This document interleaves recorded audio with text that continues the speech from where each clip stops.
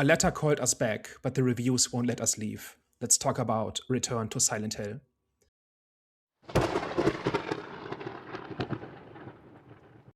Hello, everyone. Welcome back. We are back, the I Have the Store podcast. So today we're going to be discussing or debating the return to Silent Hill. But before we get into that, you already know what time it is. Movie recommendation time.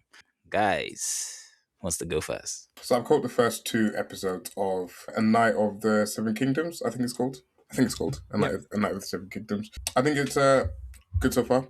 Good returning to Westeros. One thing I will give credit to kind of the Game of Thrones franchise is it kind of like goes back and forward in time. So you're not kind of like revisiting the same things or like the same characters. Obviously, like, there's families that have been there for quite a while, but you're seeing Westeros through different periods, different ages, different characters, different points of view now with the Night of Seven Kingdoms as well, where you're kind of seeing it more from a commoner's perspective. It's a little bit too crude in certain instances. Like I know we're like, dealing with the commoners and like, they did the whole like poop thing and then they had like the guy's piece just like swinging in episode 2 and I was like, okay, like I get we're dealing with commoners and like, you kind of want to see how they live and whatever, but it's like, everyone shits and poops and stuff like that. Even like that's not what we're there for. Like, okay, it's great in episode 1 or whatever like that, but I don't need to see it multiple times across episodes. I kind of get the point.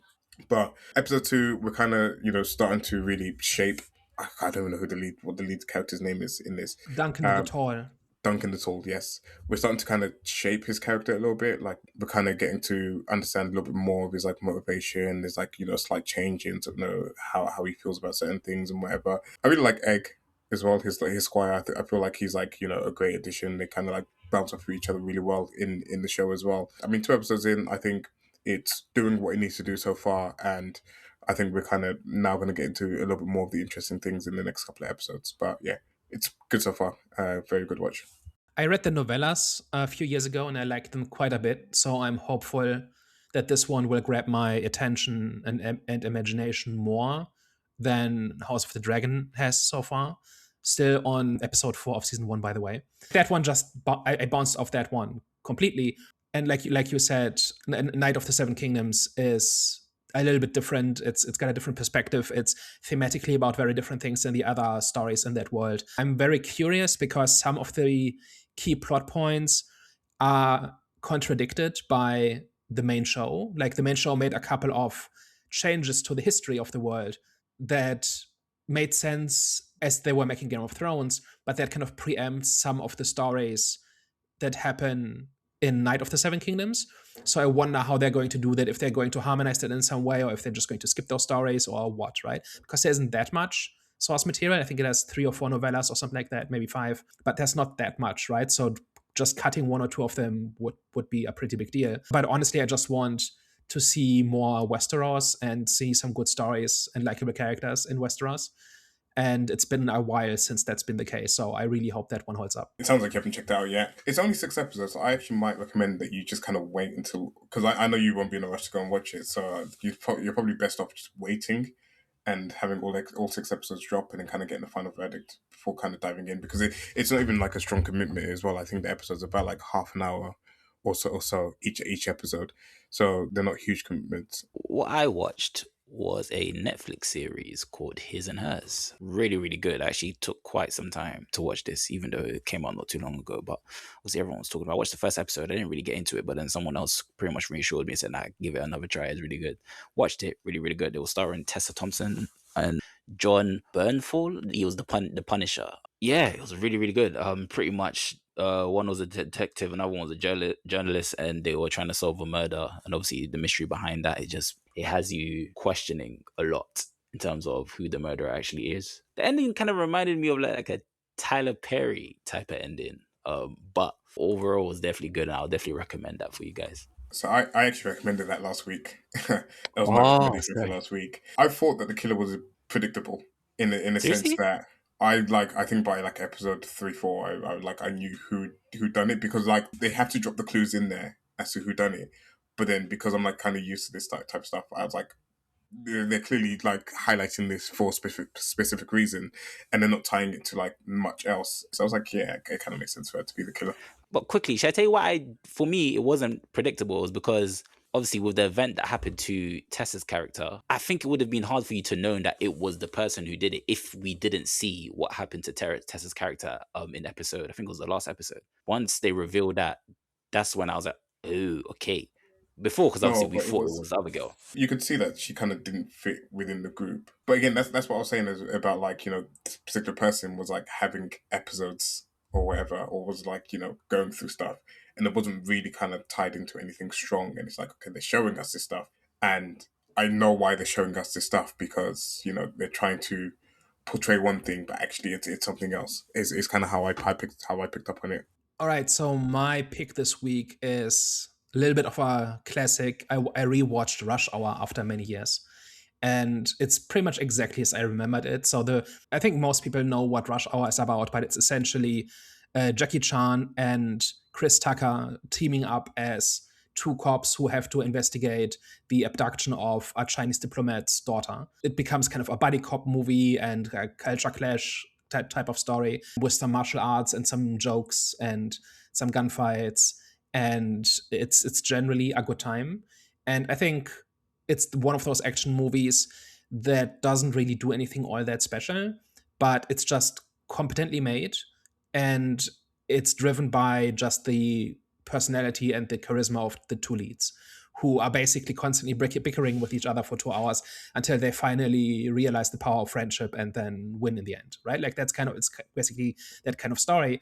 But those two actors really, really carry that movie.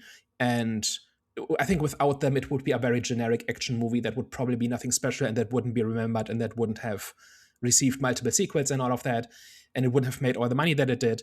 But I think it's just a case of sometimes execution is much more important than premise.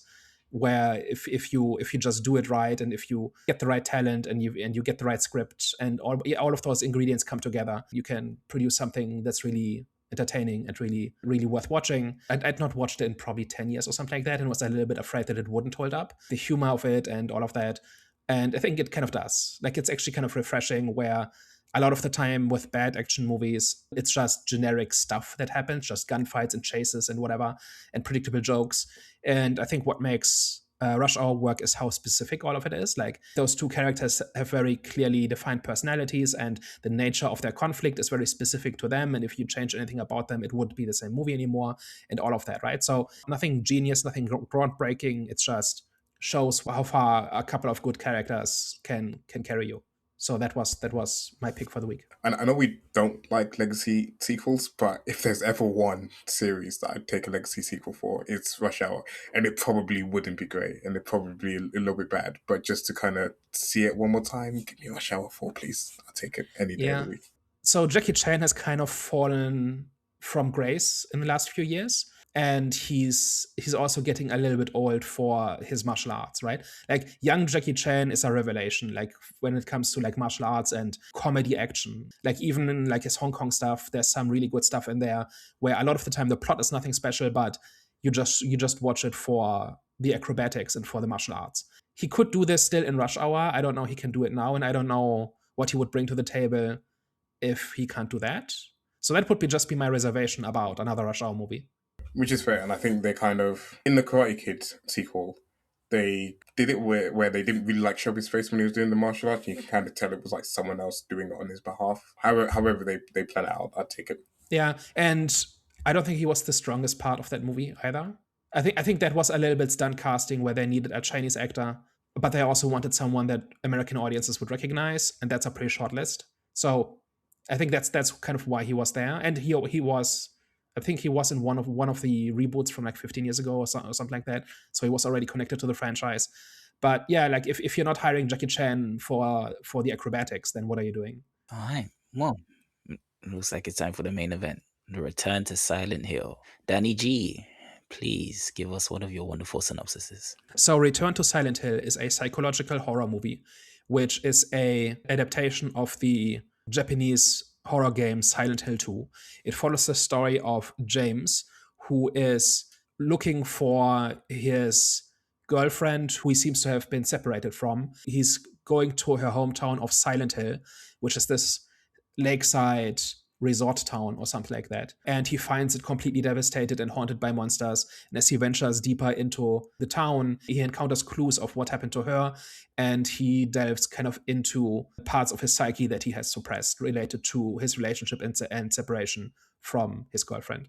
So what did we think of Return to Silent Hill? I'm going to start off by saying I don't agree with the criticism that is receiving in terms of it being one of the worst movies, I wouldn't say ever created, but the reaction is pretty much in agreement with that statement. So I will say I didn't like the film. I did feel like it was all over the place and a bit messy, even though the Silent Hill franchise does feel kind of messy. And I do understand why it feels messy, because you're kind of like going into someone's conscience, and it's like is a fake reality, a dream. So I do understand that concept and kind of like that aesthetic look, but this one just kind of like felt, I don't want to say all over the place, especially after having the conversation with you, Daniel. So it does kind of like make sense when you look at it, and I'm sure we're going to discuss it here, but still it felt a bit messy, and it felt like, number one, the acting wasn't great. Number two, it felt like at times he just dropped in the right place at the right time, which does contradict what I'm saying, because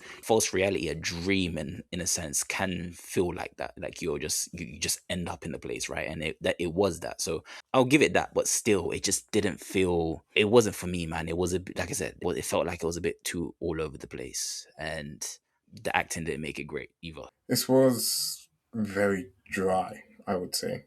There was very little entertainment to kind of be gotten out of it, both from kind of like spectacle to scene settings, even the story. I was a bit like, okay, yeah, like I wasn't really that entertained by the story either. Kind of like just like following him around this like place, and I was like, I don't know, like it just kind of wasn't doing anything for me at all. Like you said, the acting was a bit offish. Even though I feel like the main guy, he kind of did what he could with what he was kind of given in the movie, but like, you know, from the get go, it kind of just felt off. Especially like the first interaction between like him and I think it's Mary or whatever her name is. But like their like first interaction, that whole like seeing the way it played out and stuff like that, I was a bit like, this is not a good start, or not a strong start in terms of like the acting aspect of it. I don't know how to best like summarize it, because it was just like, it's just one of them ones where it's just like not for me, and like I don't want to be like rude about it or anything like that, because I don't like Jonathan said, I don't think it's as bad as like everyone's kind of said it is, even though it's still bad. It's not one of the worst movies in the world, but they just could have had a better approach. And at certain points of the story as well, I was kind of a little bit confused as to actually what was happening, and where we was, and you know, there was like too many flashbacks and stuff like that. And I don't know, like it just didn't, like when I was watching it, it just wasn't really making sense to me. After a certain point, I was like, let me just kind of count down the time to when I get out of here. It's like a weird cinema experience, I'd say, for me, because I didn't hate it, but it was just kind of like a bit of a nothing burger, and like there was like I was getting like nothing out of it. So I'd never played a Silent Hill game. I've not seen the other movies. Psychological horror is very much not my kind of horror. And so walking in, I was expecting for very little of it to make sense. I was expecting like a movie that's essentially an extended dream sequence based on, you know, what I'd heard about Silent Hill and what those games and movies are like. And that's not something that typically gets me very excited. And I pretty much got all of that. I did like the aesthetic of it. It was just based on like the creature designs and just how the scenery looked and all of that. Like if you didn't think about it too hard or try to get much meaning out of it, I think it looks pretty good. At the same time, a lot of how it's shot is showing like a very strong desire to look and feel like the video game. From what I've seen, like I looked up some gameplay footage, and like the thing about the camera angles and about like the reason why he's got a light attached to his chest as opposed to holding it, that's from the game, so that he has the hands free for the weapons and all of that, right? So there are certain things in there that are there because they were in the game, but at the same time they changed the plot completely. Basically, aside from he gets a letter from Mary, and he goes to Silent Hill to find her and then encounters monsters. That's basically what the two things have in common. And the whole story that this movie actually is about seems to be a new story, or at least so different that it's getting pretty much unanimously rejected by fans of the game, which apparently is one of the most celebrated Japanese video games of all time. If you're gonna improve, like change a story, you probably should improve a story that is not that well liked, but if you fundamentally change a story that pretty much everybody likes and everybody thinks is the greatest thing ever, you're probably setting yourself up for failure, would be my expectation, and that seems to be exactly what has happened here. So for a lot of the movie, I was kind of not with it. I was like, beyond the aesthetics of it, I was not really engaged with any of it. And then we got to the third act, where a lot of pieces started coming together, and the whole thing turns into an outright dream sequence, and it becomes clear what the movie is about. And once you realize that that is what's happening, and you start to separate out what's real and what isn't, and what is a memory, the flashbacks start to make sense, and the symbolism starts to make sense. And I'm kind of in the camp of, I can see what they were doing here, and I can see that this is kind of well done. It's just not my thing. And so that's kind of the note on which the movie ended for me, where I said, I can totally see what they're going for. I can see the intentionality.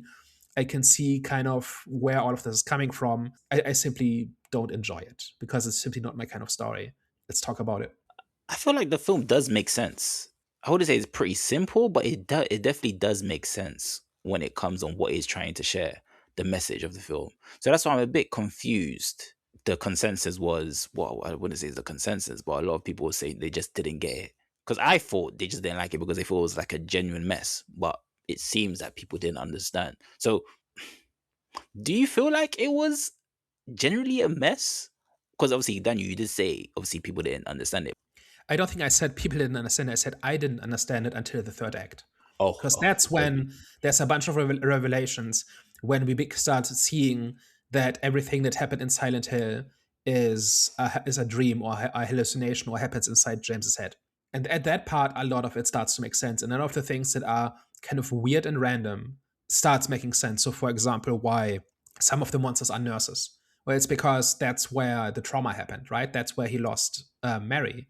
And why Angela is building a dam in the graveyard. It's because she's trying to hold back the floodwaters, and she's protecting Mary's grave. I think that's where that is. By holding back kind of the dark water, that's probably symbolizes something. If I put a gun to my head, I would say it symbolizes something like depression or grief, or maybe even forgetting, where if the water covers up the grave, then he forgets Mary, and the part of her that is Angela is holding back the waters that will cover up the grave. Okay. Right? So there's stuff like this in there. Following dream logic, this makes sense.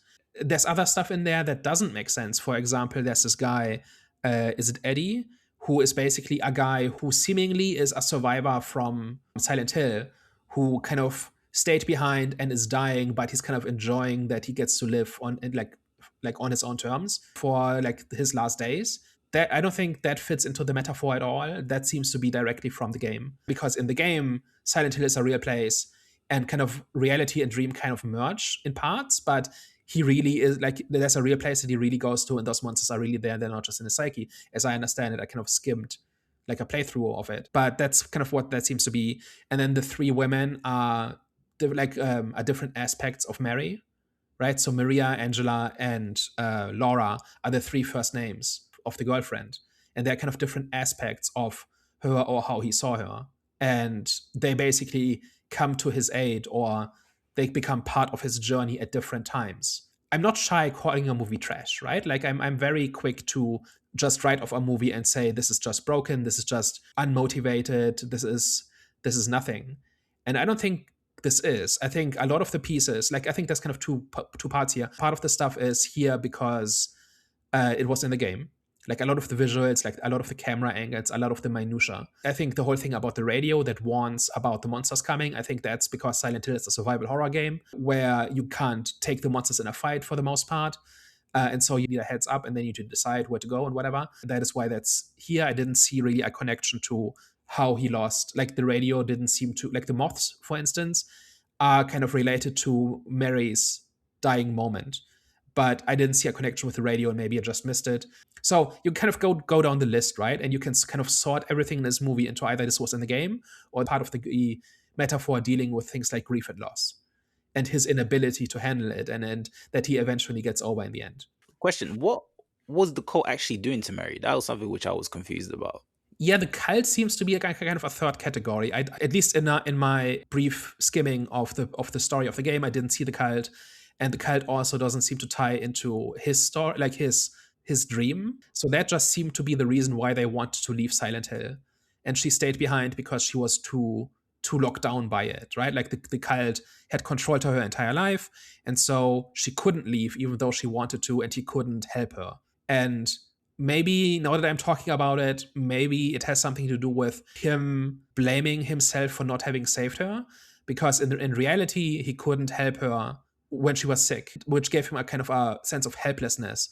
And I imagine if you're in that situation, you go over it over and over again in your head, wondering, was there anything I could have done that could have resulted in this person being treated successfully? And then maybe in his delusion, the cult is kind of the manifestation of that sense of helplessness, that he tried to help her but couldn't because the cult was just that powerful, and that is why he had to leave without her, and that is But why he that's had to the leave her behind. but that's the thing. I didn't feel like, even though they were acting weird and it was strange and you could tell that they were cult, but I didn't feel like the cult was portrayed well enough, because I didn't feel no sense of danger, because I didn't understand what it is exactly that they were doing, which was so dangerous. There was one scene, yeah, cool. They were praying for her, something like that, which is weird, cool. Another scene where, well, the main scene where she was covered in blood. She drank something and then covered in blood, and then they were just wiping blood on themselves. So I didn't unnecessarily understand what it was about this cult, which was so dangerous, and that's why I couldn't really engage myself in the film, because I just didn't know like what this cult was doing that was so dangerous. The cult poisoned Mary. So the cult was founded by her father. So she was born into it. And they essentially controlled every aspect of her life. And they also exposed her to some poison that caused the nosebleeds and that eventually ended up killing her. I So see. it's not Okay. so much how dangerous they are. It's that they control everything that happens in Silent Hill. They control everything that happens to Mary, and he's kind of the outsider that kind of stumbles into that and then realizes that she can't make, like, she's not a free person. She can't make major decisions for herself.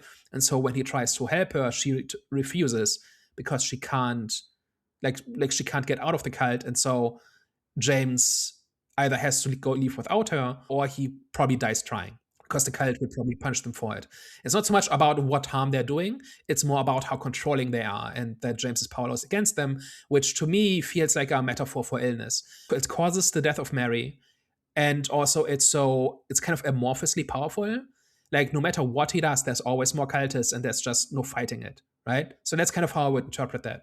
Okay, that makes sense. For me, I just felt like it was a big component in terms of me engaging with the film a bit more, because if I don't understand what is exactly like the dangers behind the cult, which is obviously Mary's main storyline. So if I don't understand what is exactly that they're doing, I understand control. I saw that, but I was like, okay, but I don't feel a sense of danger where you just couldn't run away. Like, what is it exactly that's drawing you back to them? Because she kept on referring to drawing them. It's like, I can't let go, etc. But being poisoned. All I'm seeing is them acting weird. I don't necessarily see something which, when you grow up into something and you can, there's like an addiction and there's like a hold that addiction has on you that will make it hard for you to actually leave. So I do understand that, but just in this one, I just didn't understand it. But now I understand, obviously, after what you just said. But before, I was just a bit like, this is like your storyline and I don't understand your storyline, so I'm finding it very difficult to, like I said, engage with your storyline and the movie, because it revolves around this. It's a big component of the film. They're also always watching, and they always get in the way when he tries to be alone with her.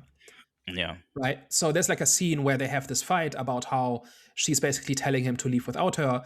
And as he leaves the building, there are these, like, they're kind of standing in the window, and they're kind of these silhouettes. The room is brightly lit, and there's just a person's silhouette against kind of the drapes. And those are the cult members that are watching them. And with the implication being they will not let anything happen that they don't want to happen. And then there's other, like, I forget exactly when, but there's a moment, I think, when he gets to their old apartment, and there's like the TV that kind of plays, I think, some memory, right? And then as the camera kind of zooms in on the apartment, there's like a figure standing in the window of the apartment above their old apartment. At the moment, it's not explained what that means, but later on, there's another scene that is kind of identical, and there we know that it's the cult members watching. Even after Silent Hill has turned into this nightmare landscape, the cult is still there, they're still watching, and they can still, like, they never do anything, I don't think. in the present day, but their presence is still felt. So it's stuff like this. And then we have things like Pyramid Head, which at least my interpretation was that this is James. That this is kind of the repressed anger of James or something like that, right? Or it's the maybe the guilt that's haunting him. Because the thing about Pyramid Head, apparently, is that he just stalks you and you have to run away from him and you can never quite shake him, but he never quite catches up with you. And to me, that feels like at least within the context of this movie, seems like an embodiment of guilt, right? Like the thing that keeps coming after you, can never shake it. You're always looking over your shoulder. You can never quite relax and just let go. It will always, like, will just show up at random moments. And I don't know if that's what Pyramid Head symbolizes in the games, but that's what he seemed to be here. And then in several instances, they zoom in on his eyes. And at least it looked like, according to Wikipedia, it's a different actor that plays Pyramid Head. But as I was watching it, I definitely had the feeling that it was supposed to be James under the mask. Yeah, I definitely did self-punishment in a way. And then when he finally got control of that near the end. So him, pretty much taking control of the Pyramid Head mask guy, what did that signify? Was that once you kind of, because I think the main message of the film is obviously facing the truth. But in terms of when you're facing the truth, if it's healing or if ultimately it destroys you, I'm not too sure. Which was the question I was going to ask you guys next. Once he took control of the Pyramid Head guy, what was that? Was that him facing the truth? So I think the entire thing is about overcoming grief and moving on after a loss, because that's kind of what happens, right? Like he overcomes Pyramid Head, right? He's no longer being chased by him. He's no longer being stalked. And then he basically achieves closure when he encounters Mary in her bed, like in her deathbed, turning into a kind of moth creature, right? Which is essentially him fusing, because in the flashback, we see that there was a moth on the wall right next to her as she was dying. So in his head, he fused those two images. And that is why Mary appears as a moth. And that is why the moth keeps appearing as a motif. Like, especially as he gets closer to Mary, he starts encountering moths as well. So I think that it's just a matter of his psychology being kind of warped and twisted. I don't think it symbolizes anything by itself. It's just a symptom of his mind not having moved on from that moment, right? It's kind of frozen in that moment where he loses her and he can't do anything about it and he can't forgive himself and he can't get closure and so on. And so anything that's kind of around him in that moment bleeds into the nightmare, right? And that's why much of it happens in the hospital setting. That's why the monsters are nurses and so on, right? I think that's kind of how all that hangs together. And then in the end, he gets a chance to apologize to her because he's face to face with her. And then she transforms back into Mary. And that is when he achieves closure and can finally move on. And he snaps out of the delusion. That's basically it. But then he puts Mary's body in the car and drives off the pier, dying apparently in the end, which I'm not sure how that, like, that's certainly not about somebody moving on from grief, right? Because the way grief works is it's devastating for a while and then it fades. And then after a while you can function normally again, and that is not what happens to James. And I guess maybe we can talk about that too, what that means. As he achieves closure, he goes with her as opposed to being able to move on, which to me is not a happy, definitely not a happy ending. And it's also not symbolic of achieving closure and overcoming grief, right? Certainly not in a healthy way. And then we cut to the flashback where they meet at the bus stop and they go through the motions of what they did in the beginning. But then when she gets into his car, instead of driving her to Silent Hill, which sets off all these events that leads to them being in a relationship, he turns the car around and just goes the opposite direction, meaning he prevents everything that happened in Silent Hill from happening. And I'm not sure what that symbolizes as well, right? Because it's not about facing your fears. It's not about achieving closure or anything like this. It's kind of just taking action to prevent the loss from happening in the first place. The thing that kills her is just not something that's his fault, right? It's just an illness that happens. His grief and his trauma comes from not being able to help her, but not going to Silent Hill. Like, by not going to Silent Hill, he removes her from the cult, which means she will no longer be poisoned, and that means she will probably be fine. But if you try to map it to the real world, there was nothing he could have done to prevent her illness, right? To the extent that it's even defined. I don't know if my theory is correct and the cult is part of his delusion and it's a metaphor for the illness. We never see what her illness is other than it is something that ended up killing her slowly and painfully. I definitely do understand that, and I have no idea. I have no idea. You are right. So does that mean that he was? Because arguably, someone would say, well, yeah, that was part of his delusion in terms of the cult, because with the way that it ended, it feels like he's trapped. Because it's like like the loop theory, for example, right? I'm referring to a loop theory because of how it ended, and it was kind of like a sign of James's redemption in a way. But at the same time, it felt like he was trapped in some sort of permanent delusional nightmare. The journey into Silent Hill is the nightmare, right? And so he really met Mary, and they really went to Silent Hill, and they really had a relationship there. And then she got sick over time. And then he left after she died, and it kind of destroyed him, kind of turned into this depressed alcoholic. He's been in therapy for a year, and the therapist makes it pretty clear that he's not made any progress whatsoever. And he finds a letter from her. I don't even know if the letter is real. Maybe the letter is symbolic for some kind of memory or some kind of compulsion to achieve closure. And so he goes into Silent Hill, and then once he's in Silent Hill, it turns into this nightmare. And that part is the delusion, probably.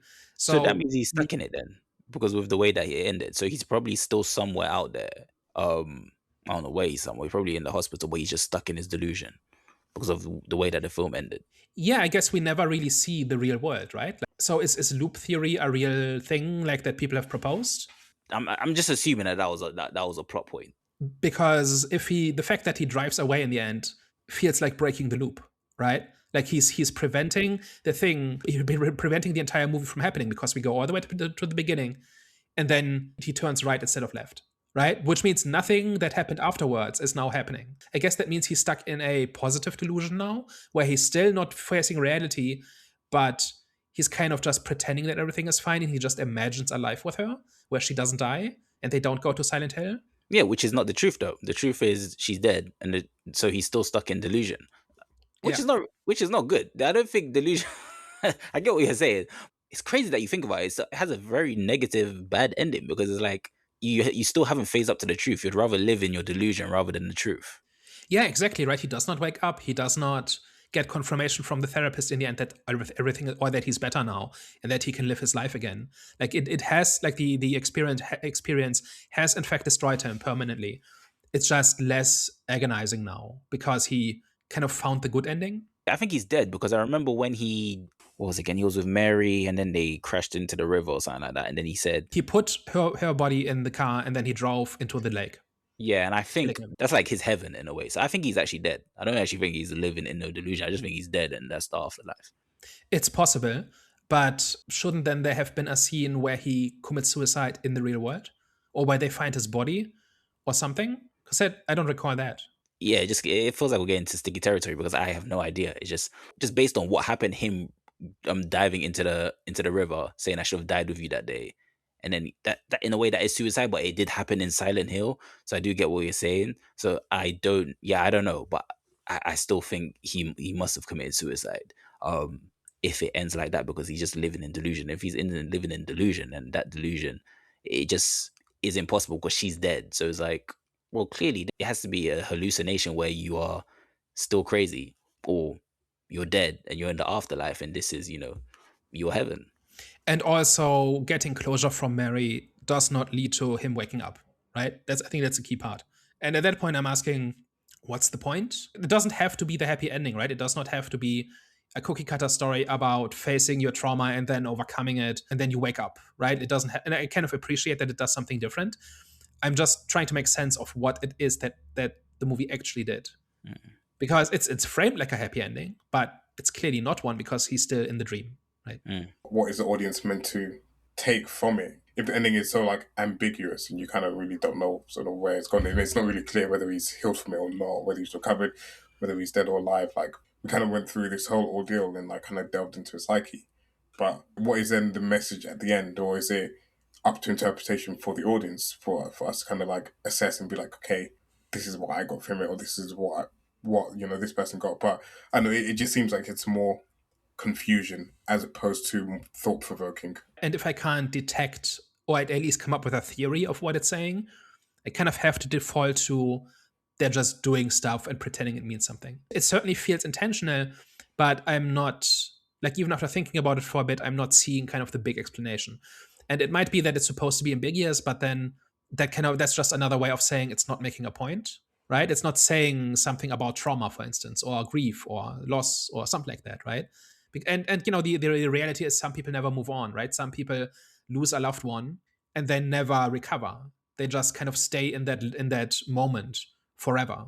And that is kind of not what's happening with James, right? Because he does get closure, but then it doesn't help him. Not really. Like the nightmares stop, but he's still dreaming. I don't know that really maps to how grief plays out for people. It's just kind of what I'm saying. I'm not saying, I see what they're saying. Like in the beginning, I can kind of see how somebody is saying, okay, this is how I felt when I was grieving, right? Like the obsession of the loss and trying to rationalize it and trying to find somebody to blame or something to blame or something like this, right? This idea of helplessness, that these are clearly all things that people feel when they're experiencing grief and loss, right? I can't map the ending to that idea. This idea that somebody is creating an allegory for what it is they felt or what it is or that people in general feel when they go through grief. And until I can find that thesis of what that is, I kind of have to say, yeah, this is just mystery mongering. This is just pretending to say something. Because even though I said it, I wasn't a fan of this film. Still, so like whenever you question a film and like the meaning of things, I think that makes it a good movie. And we've been doing that literally throughout this whole film, which is why I do. That's why like one of the reasons why I don't feel like this film, even though it's not for me, I can't say the movie's trash, is because it makes you question, it makes you think, and clearly there's layers to the film and there's substance. Like other movies, the storyline's pretty basic and it just is not really cohesive enough. But this is cohesive, and like I said, there's symbolic messaging, there's metaphors, there's themes. So there's things going on in this movie, which is why I'm still kind of stuck on if people just didn't get it or if it's a genuine mess. But it can't be a genuine mess because we've spoken about the film and we said, okay, this makes sense, this doesn't make sense. But in like just in the totality of things, and like the story makes sense, like we understand what it's about. So I just don't know what it is exactly, why it doesn't resonate with me in particular as well as other people. It's a sticky one. It just can't. It's not like we've seen movies where the acting's not that great, but we can still give it a pass, and it still ends up being a good movie. So it's just with this one, I'm just finding it a bit like it makes you think. Like it's not a dumb film. So it's like why don't I like it? I think the third act is definitely very intentional. And that is kind of like I was honestly checked out throughout much of the first and second. Like in the first one, I was still curious enough.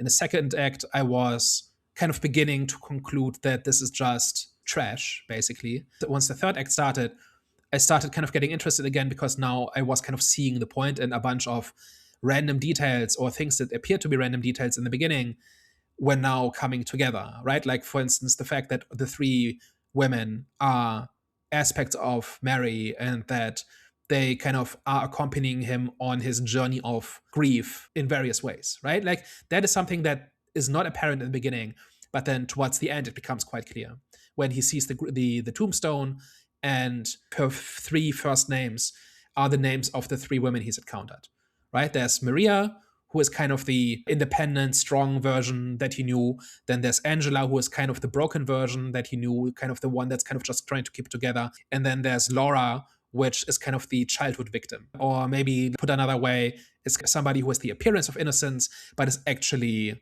sinister in some way. First of all, she does attack him at some point after a while. And also she's carrying around her dead fetus for her stillborn child, when at first that seems to be a doll. Right? Like that's the deal with Laura, right? Those all map to kind of aspects of what he knew about Mary. I can't really bring myself to just write this off as all trash because all of that stuff is clearly very intentional. I do think there's bad stuff in here. A lot of the dialogue is really terrible. Like I don't normally notice acting or the quality of acting, but here people are really struggling to say lines in many cases. It's pretty incredible. But then I look at the reviews and everybody's trashing it. When the weekend started, it was at 6% on Rotten Tomatoes, and I think it's up to 17% now, 30% for audiences. And when you go, especially to fans of the game, everybody hates it. I noticed a lot of people don't give reasons for why they hate it. They just say it's the worst thing ever. I saw opinions like, at least Borderlands was fun in its awfulness, and this is not fun, this is just bad. And honestly, like I've not seen anybody kind of explain why the third act doesn't work, or is pretentious, or is just outright bad. The criticism a lot of the time is either blanket it's bad, or it's not like the game, therefore it's bad. And I've not seen the previous movies, so I don't know, like one of which I think was by the same director, so I don't know how good or bad those are. By reputation, they're terrible, but the same people who are saying those are terrible are also saying this is terrible. So I don't know how much to believe them. So this is just one of those movies where I'm a little bit baffled. Like, I'm not outright coming to the defense of the movie. I don't want to watch it again. I don't think it's good quality-wise. But I do want to give it credit for having a thesis and trying and just being not very good in its execution. But I think the parts that are important, I think, land fairly well. And that is kind of the third act, when pieces of James's trauma and psychosis start coming together and kind of this visual metaphor unfolds, which is something I'm not terribly interested in, but I can recognize the attempt and I can recognize the intentionality behind it. And I think that part you can't just write off. That part you kind of have to at least give it props for trying and stumbling along the way, but being more motivated and more specific. Like, if you put it next to not good horror movies, this is not like a Smile 2, but if you put it next to bad horror movies, like the occasional Imaginary or Night Swim or something like this, right? It's just all unmotivated, and it's all just creepy imagery, and it's all just jump scares and cheap attempts at atmosphere. This is kind of in between. Like, it's not good enough to be good, but it's not bad enough to be bad, in my opinion. Because, like, the entire third act, I think, saves a lot of what's wrong with this movie. And that is that it's about something, and it tries. It just doesn't quite succeed. And that puts it in a different category than something that doesn't try at all. Yeah, I Or agree doesn't with that. even, or worse, that doesn't even know that it should try. Yeah. Like, that's even worse. Like, there's so many horror movies that doesn't even understand, or like horror, action, and comedy are kind of the three genres where so many of them don't even know what the genre is about. Like, they don't even know what to aim for. And this aims for something, and it misses for the most part. But I think that's different from not trying or not even knowing what to try. I actually agree with everything that you said. Yeah, I think it's the first time we've been in agreement in a long time. I agree. Yeah, it happens. It happens, yeah. I don't know if anyone's got any other questions. It's really a one-trick pony, right? Like, it really just tries to construct this nightmare scenario, and it kind of pushes a bunch of imagery together that kind of works, but then there's too much other stuff in there. I think this is really a case of being hampered by being a video game adaptation. I think they should have just ditched the, like, I'm generally of the opinion that if you promise the audience that this will be a version of a story like the story of Silent Hill 2, then it should try to do that, right? And then and if you don't, then you can't be surprised or upset when audiences reject it. But this is, I think, a little bit different in that it certainly tries, at least in parts, to reconstruct kind of the atmosphere and at least the opening of that game. But then it's sufficiently different that it upsets anybody who expects a faithful adaptation, but it's not different enough to make it clear to people that despite the name, this is a separate story. Like, you have to be halfway into the movie before you really realize what's going on, right? And so, like, again, it's a case of managing those kinds of expectations. And then there's a lot in the movie that is there just because it was in the game, right? Like, all the imagery and the aesthetics of it. It just tries to down to the fog and the ash falling from the sky. And once we get to the hospital, it becomes a little bit more intentional again. But just everything else, like this extended sequence where it's kind of wandering around the streets of Silent Hill and just encounters creepy stuff, like the homeless guy, for instance. Like, tell me how that fits into the grief metaphor. I'm not sure it does. Like, if you try to find that character in the game, you probably find somebody very similar to that, right? Because in that part of the movie, a lot of it is just we're trying to bring this game to life, and then in the second half, we're doing something else. And I think it's those two parts being each taking up about half of the movie that is kind of really tripping people up. Because even if you really want an adaptation of Silent Hill 2, at some point you can still recognize, okay, this is not that. This is just going to be something different, and I still might like this, or whatever, right? It's a bit of a weird one that they clearly went into it with a plan, but they didn't think the plan through, and they didn't start off on the right terms, right? Where it tried to set expectations from the beginning, right? Because the whole thing about going into Silent Hill and the fog and the flashlight and all of that, right? Like, that is straight out of the game, and a lot of it does not fit into what it's actually trying to do in the end. And so you could probably cut, like, not outright cut, but rework like the entire first half, and it would only make the movie better. And I think that's a really weird one. And that part, like, I think that is something that I would really criticize the movie for, is that it couldn't make up its mind about what it wanted to be, and kind of chickened out halfway through. Or not even halfway through, just in the first half, and then kind of found itself again in the second half, which is weird, right? Like normally it's the other way around. Normally the beginning is the one with a strong thesis, and then it kind of fizzles out, becomes more generic. And here it starts out as something it's not, and then halfway through turns into the thing it wants to be. And I don't know, maybe the movie couldn't have been made on its own, and that's why they have to pretend to be an adaptation of Silent Hill 2. I don't know, but I think this is made by Konami, right? This is like made by the same people, as far as I understand it. Maybe not exactly, but it's not like somebody scammed Konami into making this movie, right? Like somebody wanted to tell a story about somebody being consumed by grief, but they needed kind of the name, and so they lied to Konami what this movie was about, and then they just snuck in the story about somebody being consumed by grief and losing their sanity over it or their mind over it, right? Like it's not that, because they're too involved, right? And it's too intentional in the second half for that. So it is a little bit weird. Just one more thought I want to bring in, and that is that one thing that really annoyed me in all of this is the audience, because the people who have very strong opinions about this a lot of the time don't give reasons for it. They just say it's bad, or they take it as evident that because it's different from the game, that means it's bad. And I've not seen anybody engage with the metaphor in this. Like, I've not even seen somebody explain why it doesn't fit into Silent Hill. I've not played any of the games, so I don't really know what the stories are about. But they're not like dream sequences. My understanding is that it's all quite literal, but there's like a dreamlike subtext to it. It is kind of similar in its vibes, but different. And I've not seen, like, it could be that this is just counter to the spirit of Silent Hill in some way, and therefore it's a bad Silent Hill movie.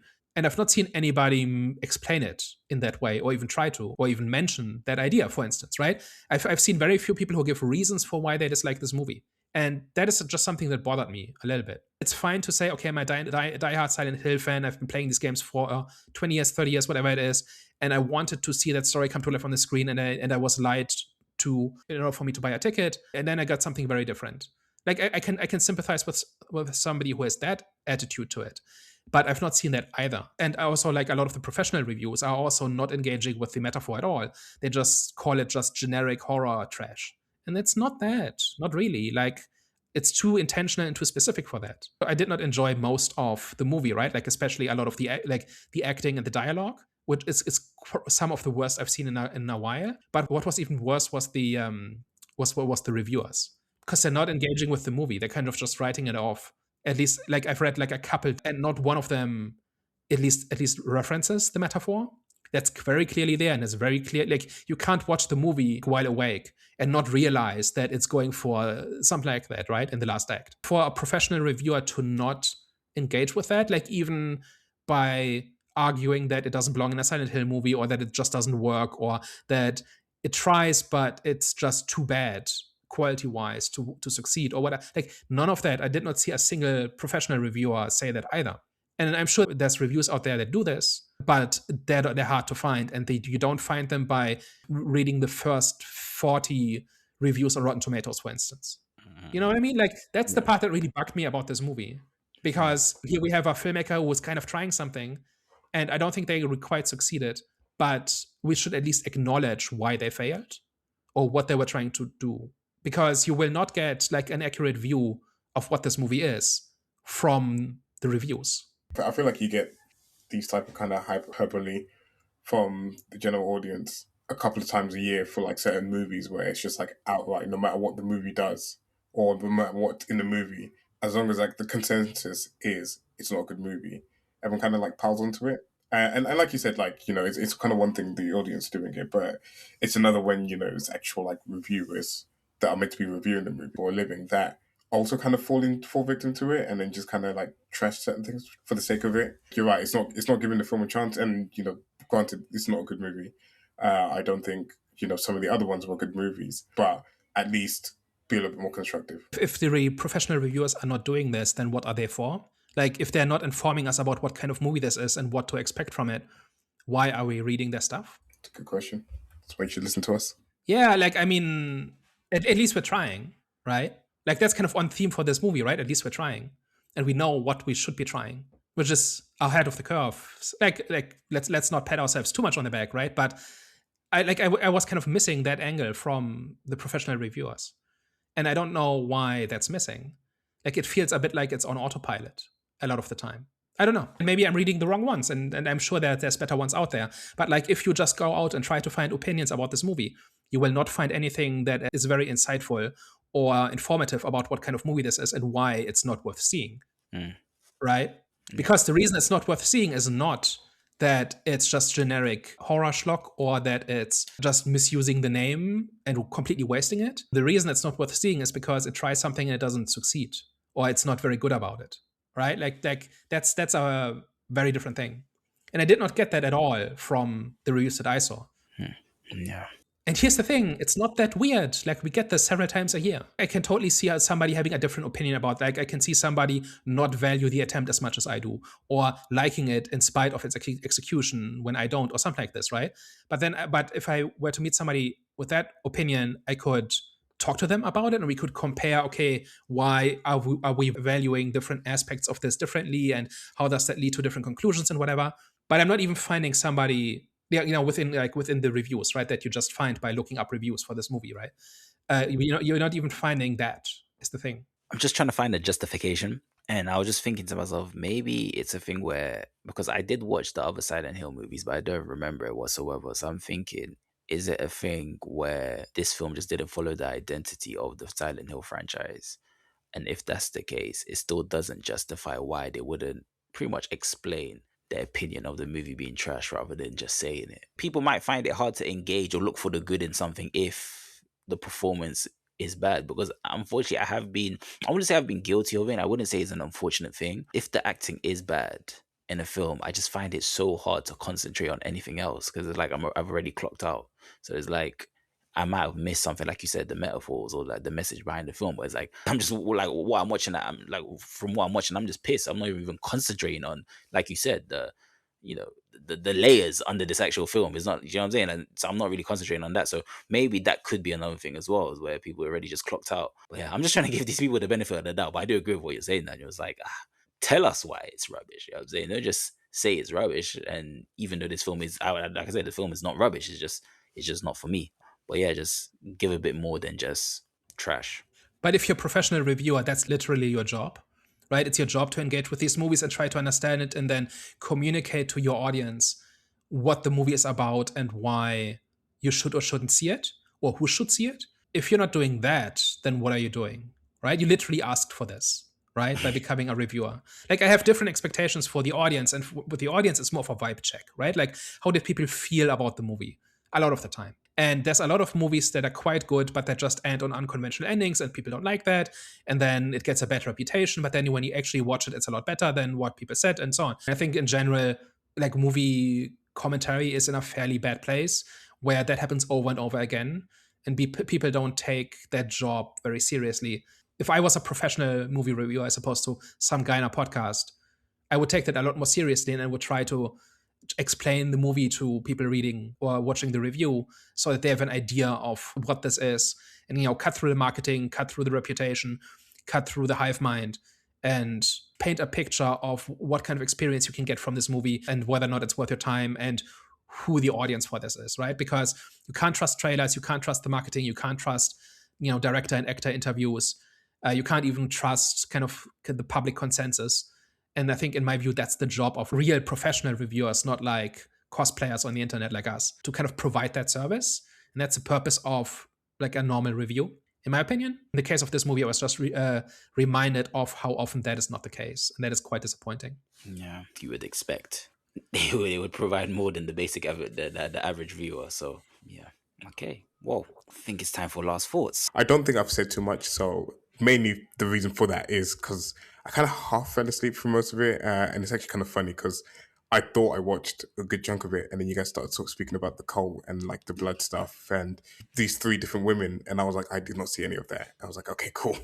Clearly, I fell asleep for maybe more the movie than I intended to. So that's why I probably didn't have as much input this week, just because it was just a bit like it's difficult to kind of speak on everything that you haven't seen. What I did see was a bit of a slog. I'll be real. It was a bit tough to kind of get through. And from conversation as a whole, it doesn't really seem like I missed too much. Anyways, I guess overall, I'll give it a NA out of 10. Not one that I'm like keen to even go back and revisit either way. So I think just is always with Silent Hill.